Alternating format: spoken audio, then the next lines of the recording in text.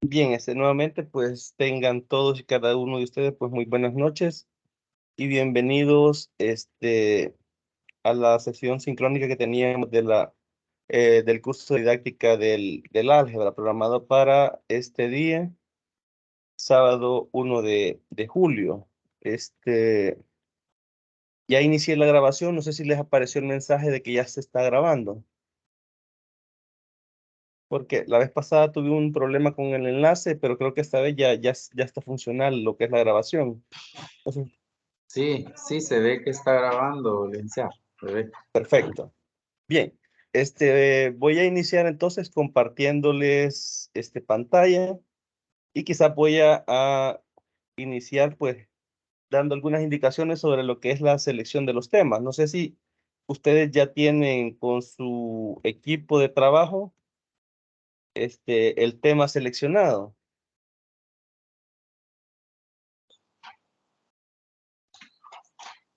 Sí, en mi caso ya con la compañera Egla ya tenemos el tema que es la influencia de los errores y creencias en el proceso de enseñanza-aprendizaje del álgebra. Ok. Bien, Tam- También nosotros con Josué, licenciado, conocimiento del profesor en la interpretación de errores de los alumnos en álgebra. perfecto. Bien, con respecto a los antecedentes, no sé si cuando trabajaron la parte de investigación en educación matemática, ustedes abordaron los antecedentes de la investigación como unos pequeños resúmenes de las investigaciones bibliográficas que recabaron antes del inicio de la investigación propia, o cómo los abordaron cuando vieron la asignatura. Sí, sí, recuerdo que así fue el antecedente en el marco Ajá, teórico, era eso, sí, como ajá, un resumen de la bibliografía que habíamos encontrado, correcto. así, novedoso, Sí, algo así lo ajá. que teníamos en esa parte. Vaya, en este caso, quizás vamos a seguir una estructura que es la que les estoy digitando acá en Word. Vamos a manejar lo que es primero el título de la investigación, después va a ir el autor o autores, y después iría la parte que a ustedes les interesa de la investigación. Por ejemplo, si a ustedes les interesa en este apartado agregar tal vez la forma en que se recabó la información, el instrumento que se utilizó, ustedes van a describir en este apartado de esa investigación qué es lo que ustedes estarían seleccionando, estarían, digamos, dándole valor para ustedes emplearlo. Puede ser la forma en que se le seleccionó la muestra, puede ser la teoría existente por respecto al tema de ustedes, algunos apartados, porque recordemos que cada investigación de la que está ahí tiene un enfoque diferente. Probablemente las 5 o 6 referencias bibliográficas que ustedes encuentren no tengan el mismo enfoque que ustedes le quieren dar a su investigación. Entonces, lo importante acá es un pequeño resumen eh, que se apegue, eh, en este caso, al enfoque que ustedes deseen emplear en su investigación y cómo ellos lo utilizaron. Por ejemplo, un resumen puede ser la forma en que seleccionaron la muestra, puede ser, por ejemplo, la metodología utilizada, algún aspecto en particular que les haya llamado la atención, por ejemplo, del análisis de datos, algo en particular que les ayude a ustedes a orientar su propia investigación con ese antecedente. Es un pequeño resumen, básicamente, del enfoque que se está abordando, explicar cómo se aborda en ese antecedente, perdón, en ese antecedente, y pues tratar de apegarlo al enfoque que ustedes le van a dar a su investigación. Entonces, esto quizás para que lo vayamos trabajando en estos días y vayamos teniendo una idea de la estructura que le vamos a ir dando. Básicamente, así sería. Normalmente, pues se pide que sean unas 5, de 5 a unas 8 fuentes bibliográficas. En el caso de cada uno de ustedes, no sé si cuentan con las 8 ya, si ya comenzaron a revisar la búsqueda. Creo que alguien me envió por ahí, no sé, de alguno de los grupos, un documento en Word donde ya tienen como 5 o 6 fuentes bibliográficas. Lo importante ahorita sería comenzar a revisar esas fuentes bibliográficas, identificar los enfoques bajo los cuales se han trabajado y ir rescatando aquellos elementos que a ustedes les interese y que se apegue a lo que es el enfoque que ustedes le quieran dar a la investigación propia, para que vayamos avanzando ya en eso. Otra cosa es la delimitación. También en la delimitación del tema, recordemos que necesitamos delimitarlo de forma geográfica, espacial y temporal. Geográfica sería el lugar, por ejemplo, X municipio, eh, el geográfico ya es particularmente, por ejemplo, en el Instituto Nacional tal o en el centro escolar tal. Y también necesitaríamos la delimitación temporal, que serían los meses en los que estarían trabajando, que básicamente sería, a partir de ahorita, sería de julio a octubre, ¿no? En los meses que estaría abordando en la investigación. Se los menciono para que ya vayamos pensando en esas delimitaciones y vayamos buscando centros escolares a los que podamos, Disculpe, licenciado, ¿y en ¿sí? espacial qué dijo? Digamos, el lugar a donde, el espacio. Por ejemplo, el Instituto Nacional de X lugar. El lugar sería el geográfico. Por ejemplo, San Salvador, este Instituto Nacional tal, ahí ya tenemos las dos delimitaciones.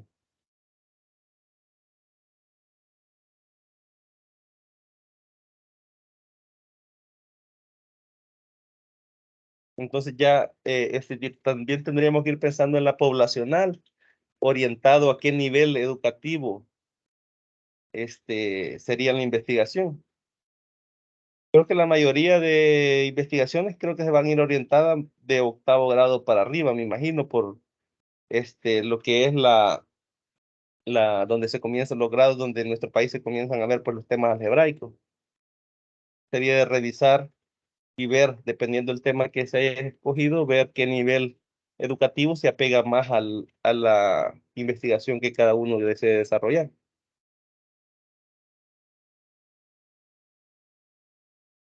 Entonces tendríamos que comenzar a trabajar en eso ya. No sé si hay alguna consulta hasta acá. Sí, está lloviendo fuerte, casi no le escuché. Este, decía que hay que delimitar en los grados, también en las instituciones, que va a ser ahí Sí, la... ajá. Entonces tiene que ser una o más de una octava. Es que normalmente se toma la parte geográfica, que es el lugar, por ejemplo, el municipio X. Y espacial es el espacio donde se va a desarrollar, que es en la institución específicamente, ¿no? Sí, La poblacional, pues serían los estudiantes que se van a tomar en cuenta para la investigación, y la temporal, que es el tiempo que va a durar la investigación, que ese todos tendríamos que estar de julio a octubre, que finalizaría en octubre, ¿no? ajá. Pero sí Entonces, sería solo una institución. Por ejemplo, nosotros pensábamos hacerlo con los estudiantes de estancia del Instituto de Perquín. sí, solo que habría que redactarlo en el tema, que en el tema quede explícito la delimitación. Siempre al final termina con la delimitación temporal. Al final debe Ah, terminar en los meses de tal a tal, de tal año. El tema que ya tienen, por ejemplo, en el Instituto Nacional tal, del municipio tal, en los meses de tal a tal, de X mes a Y mes del 2023, por ejemplo, ya para ah, irlo formalizando. excelente, gracias. Gracias. Eso con respecto a la delimitación. La otra cosa que había que trabajar o comenzar a trabajar ya es esto de los antecedentes. Hay que estar realizando la revisión bibliográfica y ir sacando los elementos que a ustedes les van a servir de esa revisión bibliográfica, y pues comenzar a redactar, por ejemplo, la pregunta de investigación. Básicamente con el capítulo 1 comenzaríamos a trabajar, que es donde va los antecedentes, llevamos lo que es la justificación, la pregunta de investigación, los alcances. Básicamente son los elementos del capítulo 1.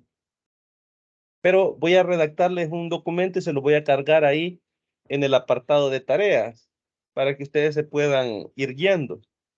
De momento ya comencé la redacción, pero no he terminado el archivo, por eso no se los he cargado, pero ahí les voy a colocar básicamente para que comencemos a trabajar, y como ya solo nos quedaría la última sesión, que es la del próximo sábado, con respecto a las temáticas que hemos estado abordando en el curso, le voy a colocar para una fecha de entrega, pero o sea, ese avance no sería evaluado, sino que sería solo para que vayamos llevando un orden con relación a los avances.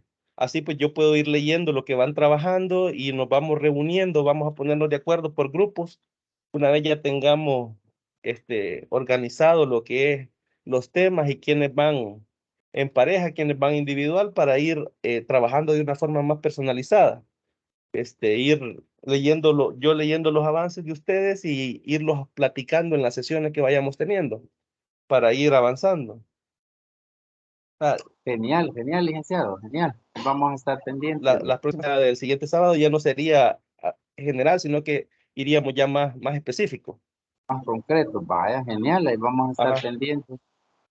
ajá. Entonces, la idea es eso, pero ahorita le quería dar esta idea para que ya pues vayamos avanzando en esa parte, para que vayamos aprovechando un poco el tiempo, ¿no? Porque estamos bien limitados, estaba viendo, entonces hay que comenzar digamos, a sacar los elementos más concretos de lo que es el capítulo 1.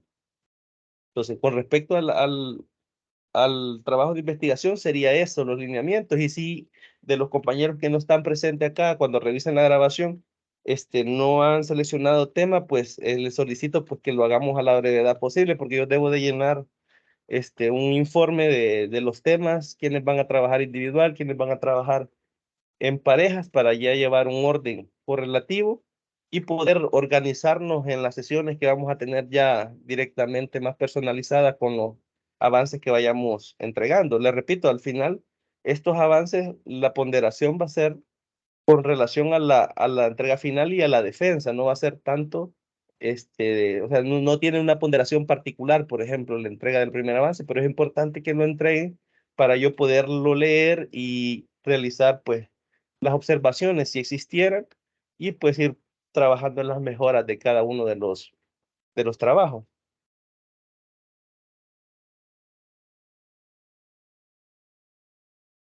Dicho esto, no sé si hay alguna duda, algún comentario. ¿Esta guía cuándo sería, licenciado? Voy a tratar de subírselas el miércoles, porque todavía tengo algunos elementos ahí que cuadrar. Está bien, licenciado, Creo gracias. que para tal vez martes o miércoles le voy a estar cargando, ahí les voy a avisar en el grupo para que eh, básicamente la revisen y comencemos a ver los elementos que hay que trabajar.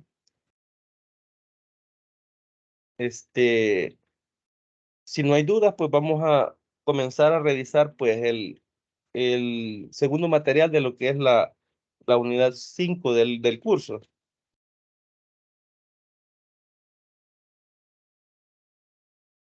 Bien, en este apartado tenemos lo que es la didáctica en el álgebra como dominio de investigación. Esta es una continuación de lo que veíamos en la sesión del sábado pasado. El sábado pasado hablábamos de la didáctica en general de la enseñanza de las matemáticas. Hoy ya vamos más concretamente a lo que es la didáctica del álgebra como dominio de investigación. Nos habla de la didáctica del álgebra como tema de interés. Nos dice que el álgebra es un tópico utilizado de forma extensa para ejemplificar o articular discursos vinculados a otros grupos de trabajo de interés disciplinar general, que es la argumentación, la prueba, la visualización, la representación de modelos, etcétera. Por ejemplo, no sé si ustedes cuando abordaron la historia de la matemática, abordaron lo que es el apartado de de la modelización matemática. Creo que en varias de las asignaturas que ustedes cursaron se ve esto, ¿no? Que en sí, nosotros lo que tratamos a veces es con la matemática tratar de resolver problemas que se encuentran en el entorno. Entonces, este modelaje matemático termina siendo una abstracción algebraica de las condiciones que describen la realidad mediante lo que es el modelo matemático. Y esto pues se realiza siguiendo algunos pasos que, por ejemplo, primero sería tratar de describir los elementos de la realidad que se pueden expresar o explicar a través de terminología matemática o de conceptos matemáticos, mejor dicho. Luego, pues tendríamos que solventar el problema de la realidad que está planteado en una serie de ecuaciones o de elementos matemáticos y luego comprobar esta solución en la realidad. Si esto no funcionase de esta forma, entonces tendríamos que regresar a repetir todo el modelo. Y de esta forma es como se va realizando lo que es el modelaje matemático. Entonces, ese proceso de modelar lo que es la realidad y llevarlo a un entorno meramente algebraico es lo que tiene vinculación con lo que es la argumentación, ¿no? Con la realidad y con las pruebas de lo que nosotros palpamos a través de nuestros ojos y podemos llevarlo a un elemento más abstracto, ¿no? Por eso dice que a veces la intervención pedagógica o didáctica viene vinculada con lo que es la historia en sí de la matemática. Es decir, el hombre normalmente ha generado matemática o ha generado conceptos matemáticos por la necesidad de resolver este problema del entorno, pero a veces nosotros como docentes o como profesores de matemática nos olvidamos de estos inicios de la matemática y nos centramos a veces en lo que es la resolución de problemas utilizando algoritmos. No utilizamos la naturaleza de la matemática como tal, porque no le mostramos al estudiante muchas veces para qué le va a servir aprender determinado concepto matemático. Muchas veces nos encontramos con estudiantes que nos dicen, no, pero ¿y eso para qué me va a servir en la vida? O con estudiantes que no comprenden por qué está haciendo algún proceso matemático. Por ejemplo, cuando vemos elementos como por ejemplo la factorización, que actualmente creo que se está viendo en primer año de bachillerato, si no me equivoco. Hay estudiantes que me dicen, no, pero ¿y a mí para qué me sirve esto si siempre da cero? Dice, cuando ven una ecuación cuadrática igualada a cero, y ven que todas las ecuaciones cuadráticas las igualan a cero y no comprenden en sí el concepto, entonces él piensa que todo siempre da cero y x vale cero y ahí ya. Y entonces a veces nosotros nos olvidamos de plantearle al estudiante como un reto el hecho de que pueda resolver una situación con un concepto matemático, es decir, plantear el problema y que él sea capaz de llegar a una solución desde el punto de vista matemático. También desde el apartado pedagógico tenemos lo que es la utilización de la tecnología en el profesional docente. También es de interés a veces conocer, que también podría ser un tema bastante bonito, si hay alguna influencia de la tecnología en los procesos de enseñanza-aprendizaje del álgebra directamente. Por ejemplo, la utilización de GeoGebra, si tiene algún impacto positivo en lo que es los procesos de aprendizaje, si facilita el aprendizaje. Es decir, la utilización de la tecnología también es un factor que desde la didáctica, para enseñar álgebra o para sintetizar los procesos de enseñanza-aprendizaje del álgebra, es bastante importante. Inclusive, en la pandemia nosotros nos pudimos dar cuenta de que habían estudiantes que tal vez no sobresalían en clases presenciales y que sí lo hacían en clases virtuales. Y a veces era porque cuando ellos estaban en el salón de clase se distraían con facilidad. Entonces no ponían atención a la explicación del docente. En cambio, cuando estaban frente a una computadora, como les gusta ver bastantes videos y cosas así, a veces estudiaban viendo videos en YouTube y así sí ponían más atención porque estaban interesados en el video, ¿no? Tal vez es la misma explicación que el docente proporcionaba en la pizarra, pero con el factor que él tenía un interés ya porque estaba a través de la tecnología. Entonces, este es un elemento bastante interesante en lo que es la didáctica del álgebra, saber si el aprendizaje se ve influenciado por las herramientas tecnológicas que el docente maneja para poder facilitar esos procesos de enseñanza-aprendizaje. También nos habla de unos seminarios que fueron desarrollados de forma específica. En este caso, el material nos habla de 2 seminarios que cada uno pues llevaba, digamos así, una orientación en particular a determinados conceptos de investigación siempre en el área de la didáctica del álgebra. En este caso, él nos dice que en los últimos 5 años, de 2012 al 2016, la sociedad ha impulsado los siguientes seminarios específicos. El primer seminario se llama Investigaciones sobre el pensamiento numérico y algebraico.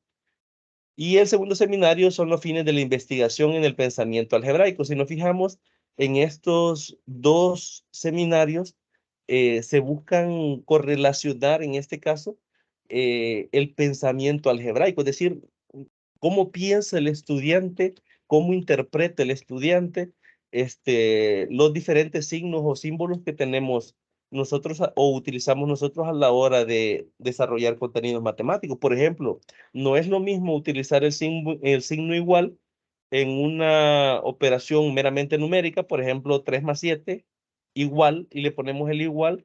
En este caso, el igual está representando un resultado, que es a 3 más 7 sabemos que es 10, ¿no? Entonces, al estudiante le ponemos esa operación de 3 más 7, el signo igual tiene un significado que es, en este caso, una operación, ¿no? El hecho de que resuelva la operación y coloque el resultado. Pero cuando tenemos, por ejemplo, una ecuación del lado izquierdo, por ejemplo, un polinomio del lado izquierdo y un número del lado derecho, y tenemos el signo igual en medio de ellos, ya no estamos hablando de que el signo igual está representando una operación, ahí está representando una relación de equivalencia, ¿no? Entre dos elementos algebraicos, ¿no? Entonces, si vemos la interpretación del signo igual cambia, entonces, por lo tanto, el pensamiento algebraico del niño también va a cambiar de la forma en que él interpreta cada uno de los símbolos que ponemos ahí. De hecho, no sé si en la unidad 1 salía lo que es las diferentes interpretaciones, en uno de los materiales creo que estaba, las diferentes interpretaciones del signo igual. También hay bastantes investigaciones que, al igual que estos seminarios, están basados en cómo el niño interpreta esa simbología. Y también, pues, cómo interpreta lo que es la variable, interpreta lo que son las operaciones y los diferentes conceptos que engloba todo lo que es el pensamiento algebraico y el pensamiento numérico. Luego tenemos lo que es el Early Algebra, que traducido sería el álgebra temprana, es decir, como los inicios donde el niño comienza a pensar de forma algebraica. Dejamos de un lado lo aritmético para que el niño comience desde una edad temprana a aprender conceptos algebraicos. Esto lo propone Kieran en el año 2016 y hace un estudio sobre el origen, el estado y la perspectiva de las investigaciones en el campo del álgebra temprana, es decir, en el campo en el cual a los niños a temprana edad comienzan a enseñarles conceptos algebraicos. Esta investigación muestra la evolución teórica y el desarrollo práctico de los procesos de enseñanza-aprendizaje en estudiantes de 6 a 12 años. En nuestro país, creo que a la fecha no se ha desarrollado ninguna investigación que tenga que ver con niños de estas edades y cómo adquieren ellos lo que son los conocimientos algebraicos o qué dificultades enfrentan cuando comienzan a trabajar con elementos algebraicos. Y vemos acá que en este caso, en el año 2016, este autor desarrolló esa investigación para poder ver si había una influencia en los estudiantes en su facilidad de aprender los conceptos algebraicos, si se les comenzaban a enseñar desde una edad temprana, es decir, desde los 6 a los 12 años. Nos dice que esta perspectiva de lo que es el álgebra temprana, que ella la llama EA, se sostiene que las relaciones matemáticas, los patrones y las estructuras aritméticas están en el centro de la actividad algebraica temprana. Además, se justifica la importancia central del lenguaje natural. No en vano, en esas edades los niños están en plena adquisición y desarrollo del lenguaje.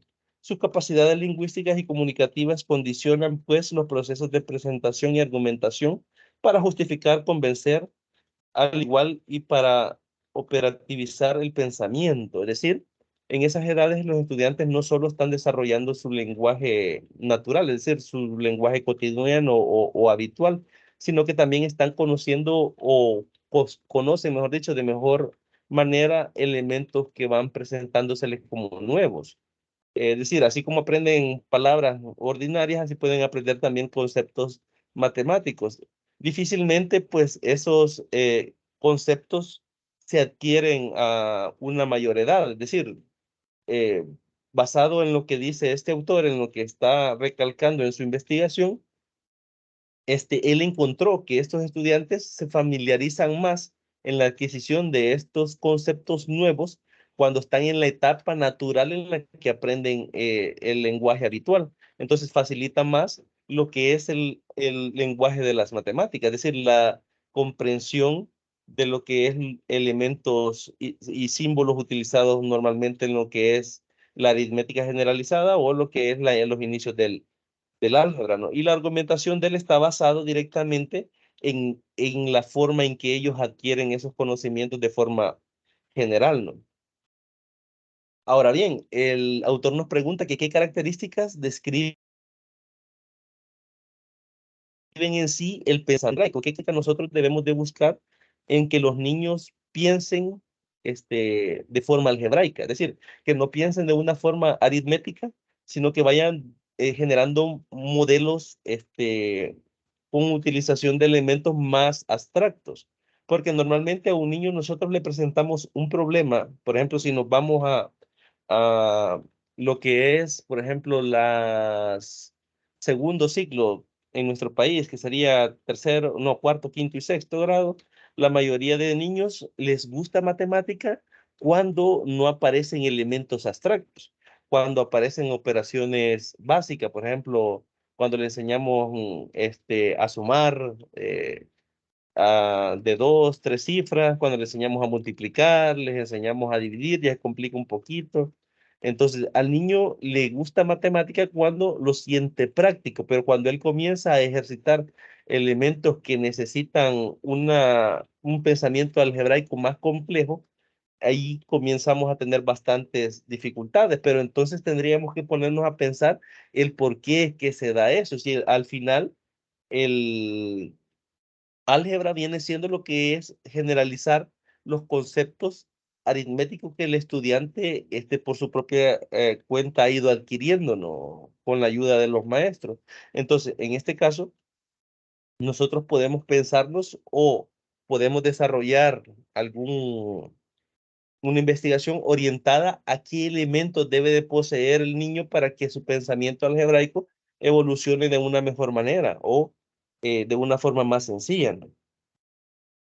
También nos habla de las necesidades de estructuras del currículo como un continuo epistemológico, antes que en un paso de una actividad meramente aritmética, que es la que se da en educación primaria.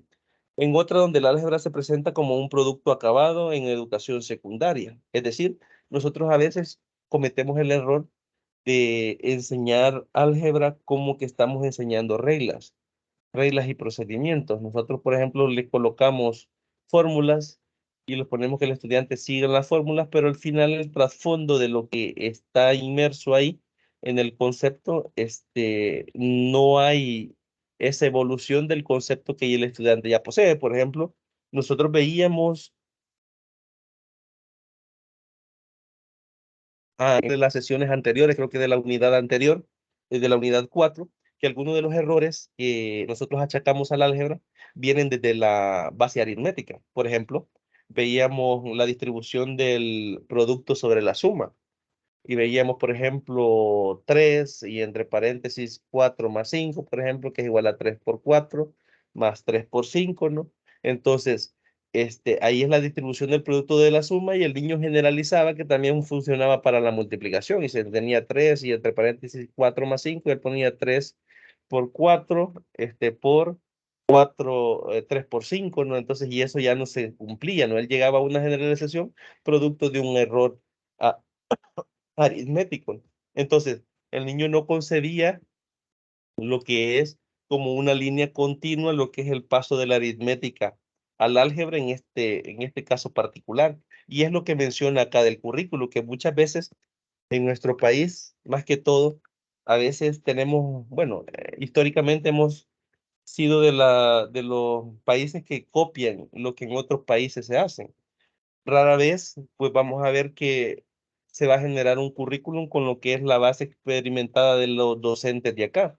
Por lo general, se toman modelos que han sido propuestos en otros países y han funcionado allá y venimos y los incorporamos acá pensando de que el hecho de replicar todo el contenido curricular de allá va a venir a funcionar de igual forma a nosotros acá.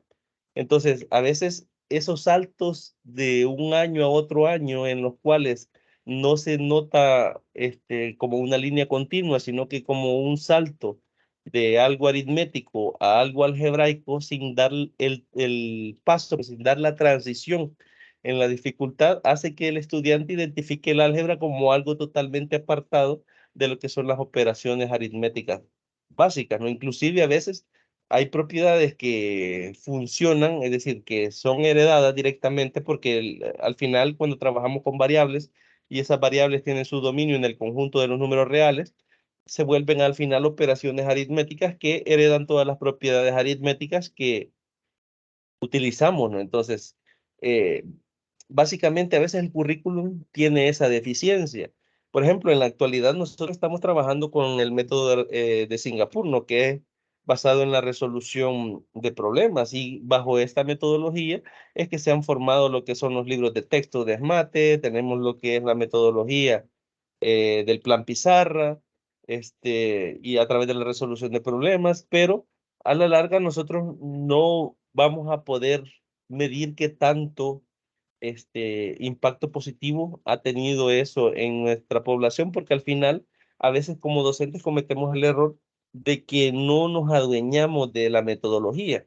A veces es bien frecuente y a veces hasta molesta el hecho de encontrarnos docentes que no quieran apegarse a la metodología. A veces nos encontramos con docentes que nos dicen, no, si yo llevo tantos años, 20, 25 años dando matemáticas, y así me funciona mi método. Y a veces el método es memorización. Ponen al estudiante que se aprenda de memoria las tablas, ponen al estudiante a que se aprenda algoritmos, y a veces eso fomenta, sí, desde una cierta perspectiva, lo que es la agilidad mental, pero a veces el trasfondo no es el adecuado porque a veces no se comprende con total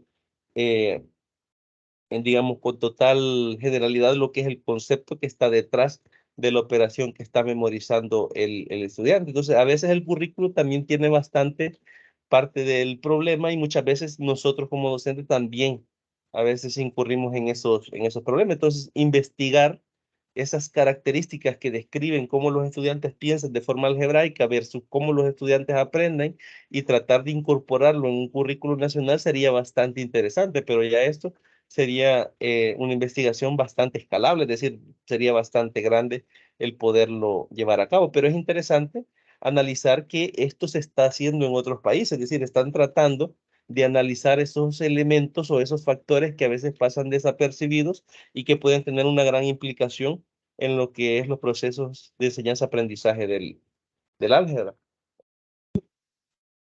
También acá nos menciona que en 1996 Kieran propone un modelo de las actividades algebraicas que se desarrollan en 3 niveles.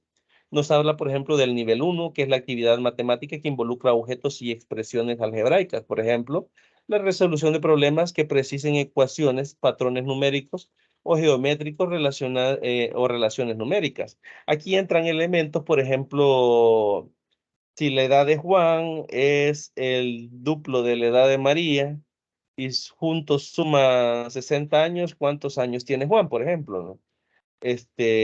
Son elementos o son problemas que a veces juega con elementos de ecuaciones para que el estudiante pueda utilizar elementos algebraicos que le sirvan para solventar los problemas. A veces también aparecen algunos elementos o algunos problemas en los cuales aparece una figura con una cierta cantidad de elementos, de ahí una figura 2 otra cierta cantidad de elementos, y ahí nos pregunta que en la figura 5 cuántos elementos va a tener, ¿no? Entonces nosotros gráficamente podemos ver el patrón que sigue y deducir algebraicamente qué expresión algebraica me genera el número de elementos que va a tener cada una de las imágenes que va a ir apareciendo, ¿no? Eso sería con respecto al nivel 1, según el autor Kieran, ¿no? En la propuesta que él hace. En el nivel 2 nos habla de actividades que suponga transformaciones de objetos basadas en reglas. Por ejemplo, manipulación de polinomios, factorización de expresiones, transformaciones de ecuaciones y en general progreso mediante expresiones equivalentes. Aquí entra bastante lo que es, por ejemplo, para factorizar lo que son las reglas de factorización, por ejemplo, nos habla de conceptos como los términos semejantes, hablamos también como división de polinomios, hablamos otros elementos, ¿no? Que de reglas para, por ejemplo, sumar dos polinomios, yo sé que debo de sumar términos semejantes, ¿no? Y para eso el estudiante debe de conocer los conceptos a profundidad para poder identificar cuáles son los términos semejantes y poder desarrollar la operación. Entonces, esa manipulación con los elementos necesariamente necesita que el estudiante conozca de esas reglas que están en el trasfondo de la actividad que se le está encargando en este caso. Entonces, eso cuando el estudiante necesita esa necesidad o tiene esa necesidad de conocer esos elementos, Kieran lo establece como que es un nivel 2 en la actividad de aprendizaje algebraico, ¿no? Según este autor, también en el nivel 3 tenemos lo que son las actividades en las que el álgebra es una herramienta al servicio del otro propósito. Por ejemplo, en la modelización, el estudio del cambio en un contexto, el análisis de relaciones, justificación de reglas, etcétera, etcétera. Por ejemplo, ya cuando a un estudiante le ponemos un problema, como por ejemplo calcular la altura de un edificio, si su sombra mide tanto y el ángulo de inclinación con respecto a su altura de la sombra es tantos grados, entonces ya ahí estamos modelando, en este caso, un elemento de la realidad y lo estamos apegando a conocimientos algebraicos. Es decir, el nivel 3 es el nivel más profundo que plantea de adquisición de conocimiento algebraico según el autor Kieran en el año 1996, cuando ya el estudiante es capaz de adueñarse del concepto matemático y aplicarlo en resolver problemas del entorno.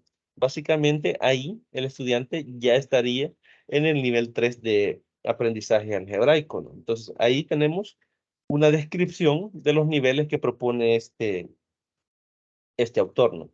Luego tenemos lo que es la transición de la aritmética al álgebra, que esto ya lo hemos hablado bastante en algunas de las sesiones anteriores. Nos dice que la transición de la aritmética al álgebra es difícil para muchos estudiantes, incluso para aquellos estudiantes que son bastante competentes en aritmética, que es lo que les mencionaba al inicio. A veces tenemos estudiantes de que en grados inferiores, cuando no aparecen elementos algebraicos y únicamente aparecen operaciones aritméticas, son bastante buenos y esos estudiantes se nota que les gusta la matemática. A veces pasa que cuando ya se complica un poco la situación, cuando le aparecen estos elementos que les dificultan un poco, pues ahí les deja de gustar.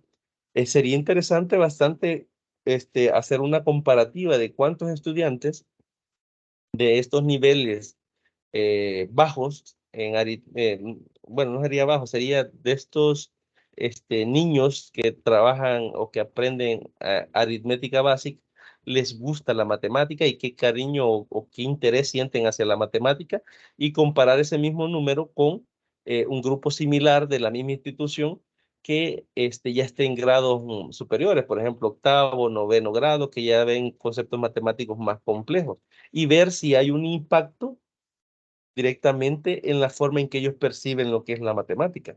Porque yo, ahora que lo pienso, he notado que en los primeros grados, por ejemplo, segundo, tercero, hasta cuarto grado, hay bastantes niños o en los grupos se identifican bastantes estudiantes que les gusta la matemática, pero cuando ya saltamos a un octavo grado, a veces son 4 o 5 estudiantes que les gusta, y si nos vamos más arriba, a bachillerato, pues a veces reduce a 3, nos vamos a las universidades y las carreras que más matemática tienen son las carreras que menos demanda de estudiante tienen. Entonces, ahí pudiese haber una correlación con respecto a la dificultad del aprendizaje de las matemáticas y cómo los estudiantes se condicionan por sus creencias sobre lo que es la matemática, la dificultad de la matemática y terminan a veces estudiando asignaturas, perdón, o estudiando carreras que no lleven números, ¿no?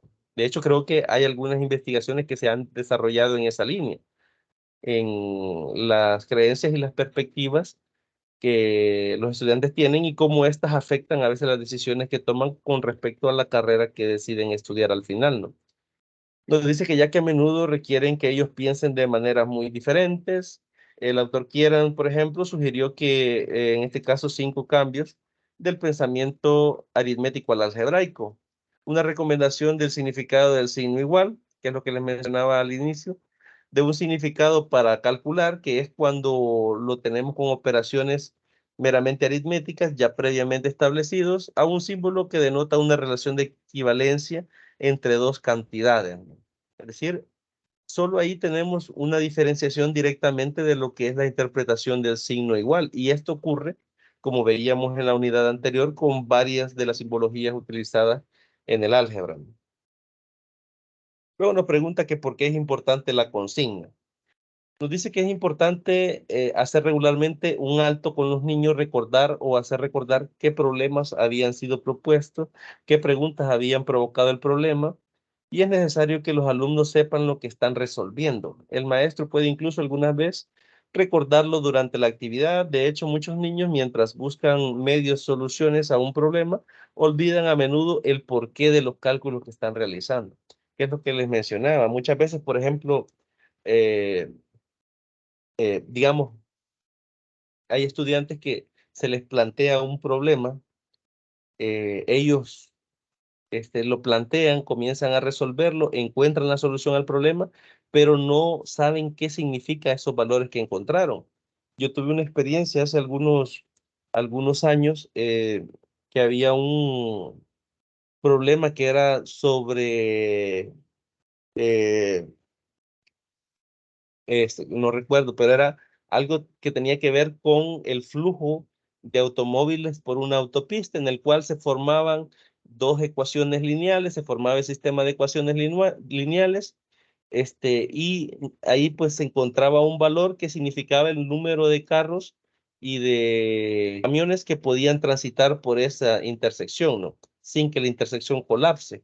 Entonces, algo así era el problema. Yo recuerdo que ellos plantearon el problema, lo resolvieron y al final le encontraron X igual a 35 y Y igual a, no recuerdo, pero era un valor más pequeño, como 20, y no recordaban en sí qué significaba la X, como no le habían escrito arriba qué era la X ni qué era la Y, entonces no tenía un significado para ellos el resultado que habían encontrado. Entonces, a veces pasa de que comenzamos el problema, planteamos la solución, desarrollamos todo aquel proceso algebraico, encontramos la solución y a veces el estudiante no sabe ni por qué está haciendo esa operación, porque ya se le olvidó el planteamiento o qué era la X o qué era la Y.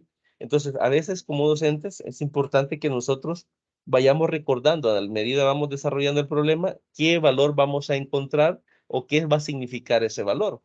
Por ejemplo, también recuerdo que me pasó con el tema de discriminante, cuando se ven lo que es las ecuaciones cuadráticas y que si es mayor que cero el discriminante, como las raíces son positivas, perdón, como las raíces de números positivos, tenemos una con más y uno con menos de la raíz cuadrada, ¿no? De la fórmula cuadrática, sabemos que tiene dos soluciones porque tiene ambas raíces, ¿no? Positiva y negativa. Cuando el discriminante nos da cero, sabemos que solo va a tener una raíz porque la raíz de cero es cero y no vamos a tener ni sumado ni restado ni un valor, por lo tanto solo nos va a quedar una única raíz. Y si es negativo, como raíces de números negativos en los reales no existen, entonces aparecen las dos raíces complejas, ¿no? Entonces a veces me pasaba que con estudiantes leían el concepto, en el momento se comprendía, pero cuando ya ellos lo aplicaban y yo les preguntaba, por ejemplo, ¿cuántas raíces tiene esta ecuación cuadrática? Ellos no sabían cómo identificar cuántas tenía. Y si les ponía la fórmula de discriminante y les ponía que con esa fórmula lo iban a calcular y después yo les decía, si es mayor que cero son dos raíces reales, si es igual a cero una raíz real, y si es menor que cero dos raíces complejas, ya ahí sí ya ellos sabían el por qué hacían el proceso con la fórmula del discriminante. Obviamente, para eso hay que írselo recordando. Entonces, esto es lo que menciona acá, que es importante en la consigna, es decir, cuando se les introduce el para qué van a hacer este procedimiento, recordarles el por qué no, para que así no tenga, o para que así tenga una motivación más el estudiante para poder desarrollar ese proceso. Luego nos plantea el autor ahí lo que es el puzzle como una solución, a los procesos de enseñanza-aprendizaje del álgebra. De hecho, ahí plantea con proporciones un pequeño cuadrado que tiene unas dimensiones y plantea una pregunta como para ponernos en contexto de el origen del álgebra y cómo a veces sirve para estimular a los estudiantes al aprendizaje de esta, ¿no?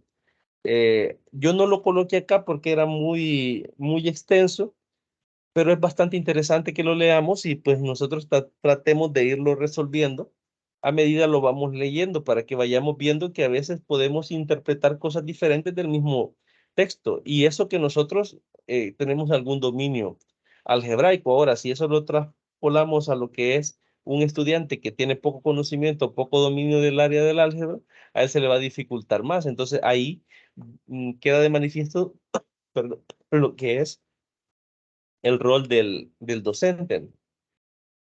El número uno nos habla de la noción de situaciones y el control sobre la actividad en el sistema didáctico. En este caso, ese control de la actividad va encaminado por el docente. Es el docente el que planea la actividad didáctica. Por ejemplo, si ustedes como docente planean el desarrollo de un contenido con una planificación en la cual van a utilizar una herramienta, por ejemplo, GeoGebra, el rol de la actividad o el control de la actividad lo llevan ustedes como docentes. Ustedes llevan los tiempos, cuánto tiempo es para el análisis de la teoría, cuánto tiempo es para desarrollar los procesos en la aplicación, cuánto tiempo es para analizar los resultados, cuánto tiempo es para desarrollar las actividades o ejemplos que se hayan abordado, etcétera, etcétera. Entonces, ese control en la situación de puzzle lo lleva en este caso el docente, ¿no? Y el 2.2 nos dice cómo generalizar los resultados, es decir, de un caso particular podemos llegar a lo que es una generalización y también tenemos la necesidad de realizar ejercicios de entrenamiento, que en este caso serían los de repetición, que muchas veces como docentes de matemáticas nos enfrascamos demasiado en que el estudiante adquiera las destrezas para lo que es el dominio de la resolución de problemas y al final lo que terminamos haciendo es entrenando al estudiante para que pueda replicar esos procesos y tal vez no entender el concepto que se encuentra detrás de este, ¿no? Y el cuarto punto, ¿qué se entiende por álgebra?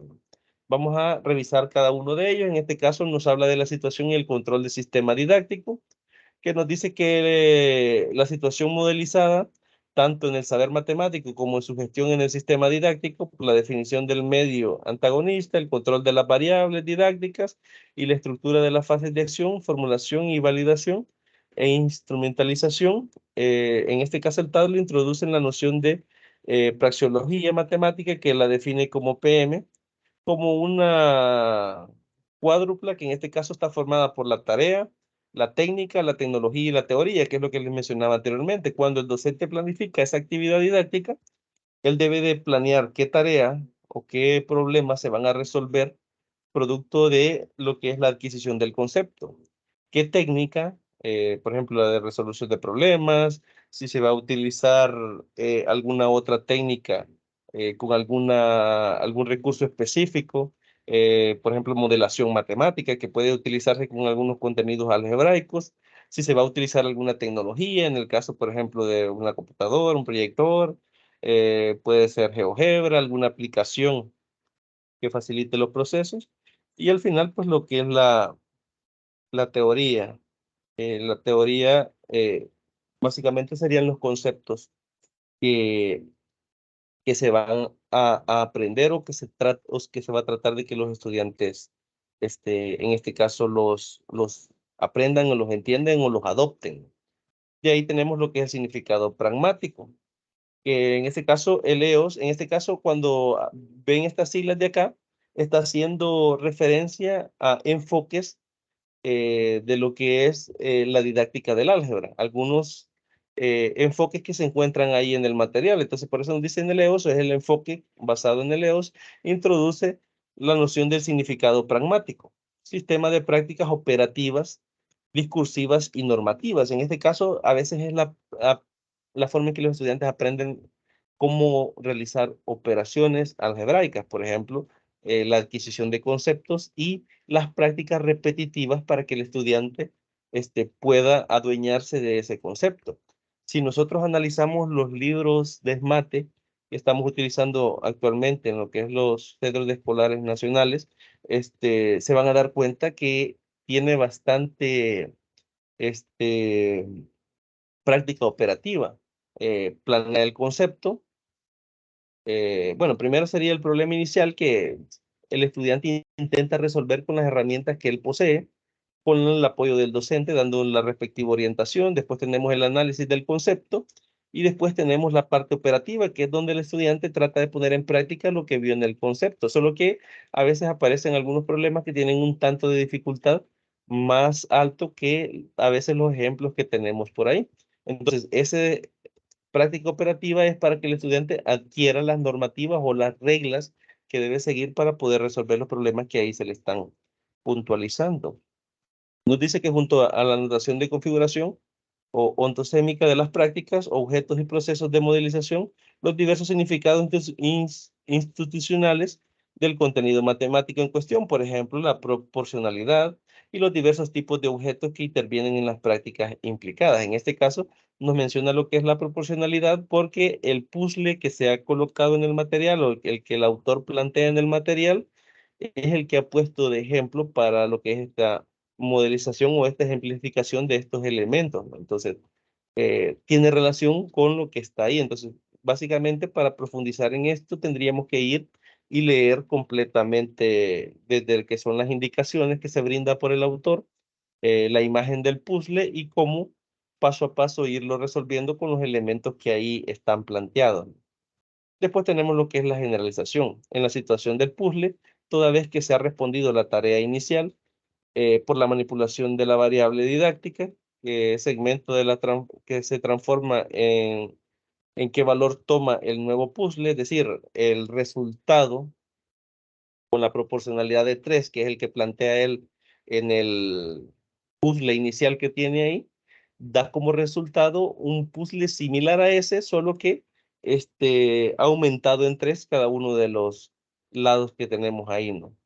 Se pone a prueba en el conocimiento adquirido, es decir, si el estudiante es capaz de construir ese nuevo puzzle con el conocimiento matemático que se posee, ¿no? Y luego tenemos lo que son los ejercicios de entrenamiento, que asume una organización usual en las escuelas donde la actividad matemática busca, por un primer punto, introducir un saber. Siempre que nosotros hacemos actividades repetitivas, es decir, que dejamos a veces 4, 5, 6 problemas iguales que tienen la misma solución, entre comillas, ¿no? La misma solución es que se resuelven de la misma forma, siguiendo el mismo algoritmo de solución. Lo que nosotros buscamos como docente es que el estudiante ejercite los conocimientos de las herramientas o las reglas bajo las cuales se rige la solución de ese problema. Entonces, el primer elemento es introducir ese concepto en el estudiante. Para ejemplificar esto lo podemos ver, por ejemplo, el método de complementación de cuadrado. Normalmente nosotros tenemos un polinomio y deseamos convertirlo en un trinomio cuadrado perfecto. Lo que hacemos es que al término que contiene la variable, sin que esté elevado a la potencia 2, sino que sea la 1, ¿no? Lo dividimos a la mitad y lo elevamos al cuadrado y eso sumamos y restamos y ahí ya pues nosotros tenemos completado lo que es un trinomio cuadrado perfecto y el valor que restamos es el que dejamos por fuera y así factorizamos. Si nosotros al estudiante le ponemos 10 ejercicios que se resuelven de la misma forma y le explicamos uno, el estudiante lo que estamos buscando ahí es introducir un saber nuevo, que es cómo complementar un cuadrado en sí. Eh, digamos, adquiere esa notación o ese sentido, porque a nosotros como docentes lo que nos interesa en ese aspecto es que el estudiante adquiera esa nueva información. También puede servirlo para dotarlo de un sentido, es decir, que pueda comprender cuál es la utilidad de poder adquirir ese conocimiento. Y por último, dominar su uso es tanto que, en su uso en tanto que es un instrumento. Es decir, al final lo que el estudiante adquiere esa herramienta para que más adelante, cuando la necesite en un problema en el que tenga que complementar cuadrados, por ejemplo, para factorizar algún polinomio, entonces pueda adquirir de esa o pueda utilizar esa herramienta que ya adquirió en lecciones anteriores. De hecho, en el libro de Esmate, si ustedes se van y buscan, creo que en segundo año, eh, sí, creo que en segundo año, es que aparece cuando se están viendo las secciones cónicas y es necesario aprender a complementar cuadrados para poder llegar a la forma canónica, a la forma general. Y la ecuación, entonces, el estudiante necesita esa herramienta, saber completar cuadrado. Entonces, el mismo libro de SMATE, antes de introducirnos a este contenido, pone a los estudiantes a que aprendan a complementar cuadrados y después lo utiliza la herramienta para que lo haga para llevar a la forma canónica lo que es la ecuación, ¿no? Entonces, ahí estamos viendo que el currículo o el currículo diseñado directamente para ese contenido en particular sí funciona tal cual se describe acá, ¿no? Que sería dotarle la herramienta para que en un futuro lo utilice como un instrumento. En este caso, bajo la perspectiva del TAD, denomina el modelo de trabajo en la técnica de organización didáctica, cuyo objetivo es la rutinalización de la técnica. Es decir, que el estudiante se adecue o se acostumbre, mejor dicho, a utilizar esa técnica cuando la necesiten. Entonces, a que esa rutina de aprendizaje sea bastante familiar para que al final tenga esa serie de elementos que pueda utilizar a la hora de resolver un problema particular, aumentando así su eficacia y el límite su coste en la ejecución de la instrucción, mientras que en el enfoque del EOS se trata de una práctica operativa cuyo objetivo es la maestría en un procedimiento. Es decir, aquí lo que se busca es que el estudiante practique la resolución de problemas para que tenga esa experticia para poder utilizarlo en un dado caso lo necesite, ¿no? Por lo tanto, en estas dos perspectivas, tanto en el TAD como en el EOS, se incorpora este tipo de actividades en una modelización global de la actividad matemática. Y por último tenemos lo que es la simbología literal. No identifica como lo algebraico. Nos dice que la actividad en la situación del puzzle no busca llegar a una notación, por ejemplo, y es igual a x, en el cual a es la proporción, ¿no? Es la constante de proporcionalidad. El puzzle sí dice que cada elemento o cada valor de lo que está ahí aumenta en 3, pero no busca el puzzle en sí que el estudiante llegue a generalizarlo de esta forma, no que el estudiante lo plantee como y es igual a por x. Y ahí establece una relación, no sé si era de 4 a 7 y A vale 3, ahí pues ya con esa pareja ya tendríamos nosotros esa expresión algebraica, pero en sí el puzzle no busca eso. Entonces, la simbología del puzzle no busca llegar a una generalización algebraica en sí. Es decir, utilizar esta técnica en sí no necesariamente quiere decir que se va a llegar a un resultado meramente algebraico. En este caso tampoco dice busca enunciados de proporcionalidad de función lineal, por ejemplo, f de ax igual a por f de x, o generalizaciones como f de x más y igual a f de x más f de y las situaciones de las distintas fases de la evolución por ampliación del campo numérico, por ejemplo, naturales, decimales y fracciones. Es decir, no busca que lleguemos a esos elementos particulares propios del álgebra, sino más bien que el estudiante resuelva un problema utilizando un concepto matemático de forma más práctica, ¿no? También nos dice que los grados de algebraización del TAD y los niveles de algebraización del EOS, que son los dos enfoques que estamos revisando acá, son consistentes con estas premisas, dado que atribuyen a la notación de una función en el proceso de algebraización, pero no limitan a la cristalización de los enunciados mediante variables. Es decir, no busca la utilización de estos recursos que se lleguen a elementos algebraicos como lo es una ecuación, ¿no? Sino que se busca soluciones particulares, ¿no? Directamente a través del dominio del concepto, parámetros, funciones, etcétera. De hecho, esta tesis está asimismo fundamentada en el programa de álgebra, en este caso básica, como veíamos, o inicios del álgebra, ¿no? En niños de 6 a 12 años, como se planteaba según este autor, ¿no? Y con esto finalizo lo que es el resumen de este contenido. Mencionarles quizás que este contenido es uno de los que más he resumido porque eh, digamos, para tener una lectura lineal, pues tendría que haber incorporado lo que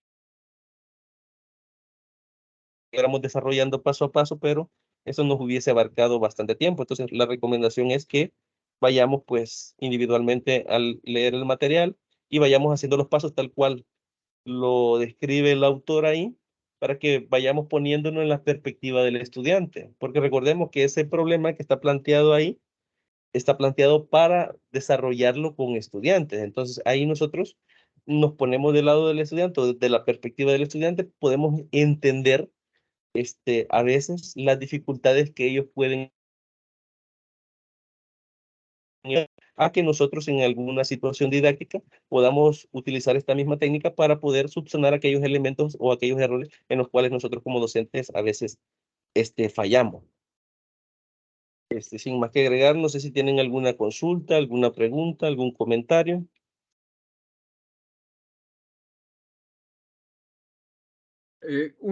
Licenciado, he ¿Sí? escuchado que en primaria, en las escuelas del gobierno, no sé si en los colegios privados, ya a los niños de primaria se les está impartiendo álgebra o conocimientos de álgebra. De privados no tengo mucha experiencia. Yo trabajé en privados hace ya como un par de años, ya creo que en el 2016. Y en ese tiempo no estaba ni lo de Asmaten, pero se trabajaba siempre con Santillana, no sé ahora, la verdad, si habrán incorporado. Lo que sí sé es que algunas instituciones privadas como colegios, algunos que yo conozco, no utilizan Esmate, sino que utilizan otros libros de texto. No sé si ya ellos estarán incorporando en educación temprana lo que es conceptos algebraicos. Sería interesante saberlo, porque de hecho el autor que acabamos de revisar, eso es lo que plantea, ¿no? Pero sí, ahí sí desconozco la verdad, Pero fíjese que he si, escuchado ajá. en las escuelas del gobierno. Sí, es que lo que pasa es que en el libro de Esmate se plantean problemas que sí se pueden resolver de forma algebraica. Por ejemplo, en la prueba Conociendo mis logros de cuarto grado del año pasado, si no me equivoco, sacaban una proporcionalidad de gallinas y corrales. No sé si alguno de ustedes logró ver los problemas que estaban de esa prueba. Era bastante interesante porque al final se hacía un proceso algebraico que se podía desarrollar de forma algebraica y de forma aritmética. Entonces, eso invita a pensar al estudiante que puede llegar a una generalización. Puede ser que se le esté induciendo un concepto algebraico a través de un proceso aritmético, como al final el álgebra pues es la generalización de la aritmética en un sentido más amplio, ¿no? Yo he visto problemas así que tal vez los niños no conocen en ese punto lo que es una variable, pero sí sin ponerlo tal cual como una ecuación, como una incógnita, ellos realizan operaciones manejando un valor desconocido para llegar a una solución. Sí, he visto contenido así, pero no son explícitamente algebraicos, sino es como una forma de inducir al estudiante que piense algebraicamente desde esas edades, ¿no? Desde esos grados inferiores. No tal cual como álgebra, pero sí una inducción del pensamiento algebraico. Al menos es lo que yo he podido observar, porque no he profundizado tanto en esos niveles.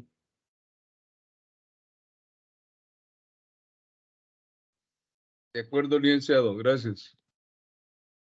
Perfecto. Bien, no sé si hay alguna otra duda, algún comentario. Si no, pues cerraríamos hasta acá. Eh, Cualquier duda que tengan, me la pueden hacer llegar. Ya saben, yo estoy pendiente ahí a través del grupo de WhatsApp, el correo electrónico y también pues mensajería en plataforma, fuera de dudas.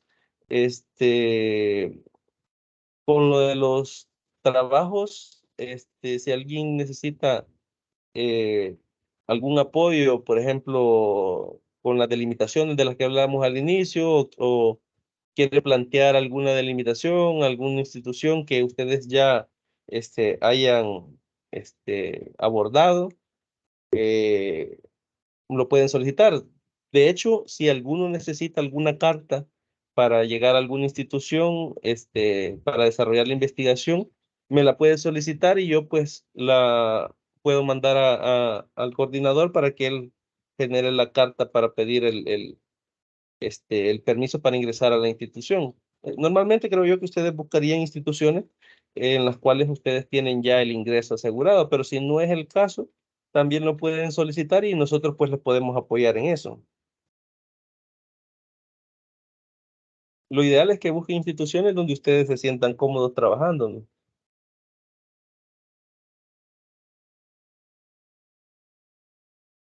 De acuerdo, Lick. Muchas gracias. Perfecto. Entonces nos quedamos hasta acá. Les deseo una feliz noche y feliz fin de semana. Gracias, igual, licenciado. Gracias igual. Feliz noche para todos y todas.